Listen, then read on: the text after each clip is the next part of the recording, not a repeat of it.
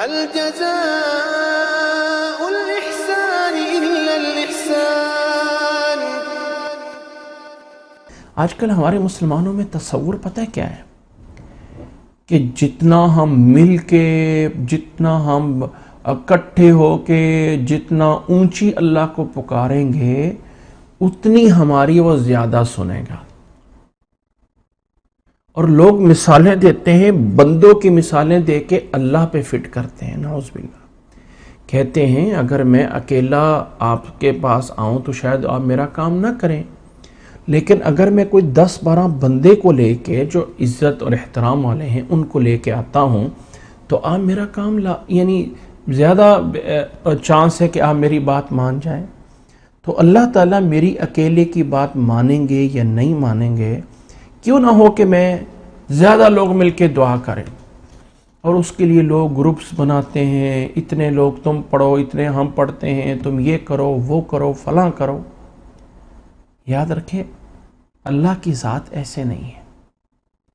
اللہ جتنا علیحدہ ہو کے سنتا ہے نا میری اور آپ کی، اتنا لوگوں میں بیٹھ کے نہیں سنتا. زکریا علیہ السلام کی اللہ تعالیٰ نے اس پوائنٹ پہ تعریف کی ہے کہ اذ نادا ربہ نداء خفیہ، کہ زکریا علیہ السلام نے جب اپنے رب کو پکارا خفیہ طریقے سے، آہستہ سے، چپکے سے. انسان اگر چاہتا ہے نا اے اللہ تو میری دعائیں سن لے، تو علیحدگی میں، تنہائی میں، چھپ کے اللہ سے بحث کیا کریں. اے اللہ تو جانتا ہے میرا کام یہ ہے، میری حالت یہ ہے، میرے پاس کوئی تیرے علاوہ کوئی جگہ نہیں ہے. اللہ میں تیرا بندہ ہوں، تو نہیں دے گا تو میں کہاں جاؤں گا؟ اے اللہ میں ہر کام کوشش تو کر رہا ہوں نا. اے اللہ غلطیاں ہیں، کمی کوتاہیاں کر بیٹھتا ہوں یا اللہ، لیکن اے اللہ تم غفور الرحیم بھی تو ہے. اللہ تیرے علاوہ کوئی معاف نہیں کرنے والا. اے اللہ میں صرف تجھ سے مانگتا ہوں، اے اللہ میرا یہ کام کر دے، اے اللہ میرے قرضے ادا کرا دے، اے اللہ میرا روزگار اچھا کر دے، اے اللہ میری اولاد کو نیک کر دے. یہ دعائیں ایسے ٹائم پہ مانگیں جب آپ کے میرے اور رب کے درمیان، آپ کے اور رب کے درمیان تیسرا کوئی نہیں ہے.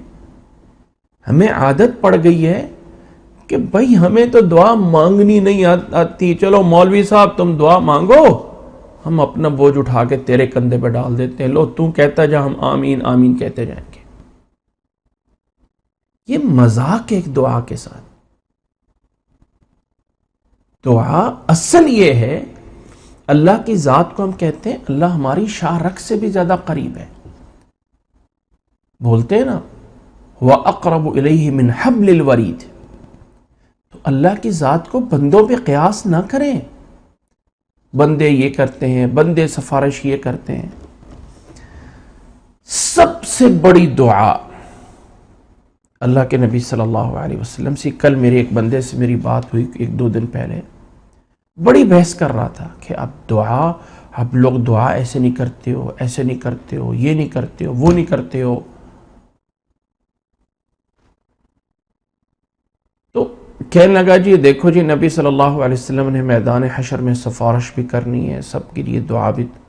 اب وہیں پہ ایک پوائنٹ بولا، میں نے کہا یہ بتائیں میدان حشر میں جب ساری کے ساری انسانیت کی سفارش نبی صلی اللہ علیہ وسلم کریں گے، وہاں سارے مل کے اکٹھے دعا کریں گے، نبی صلی اللہ علیہ وسلم دعا فرمائیں گے اور سارے آمین آمین کہیں گے، یا اکیلے نبی صلی اللہ علیہ وسلم دعا کریں گے؟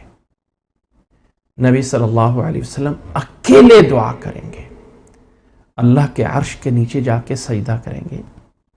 تو یاد رکھ لیں کہ اللہ تعالیٰ کے ہاں جو زیادہ قبولیت جس دعا کی ہو سکتی ہے وہ دعا وہ ہے جو تنہائی میں، علیحدگی میں کی جائے.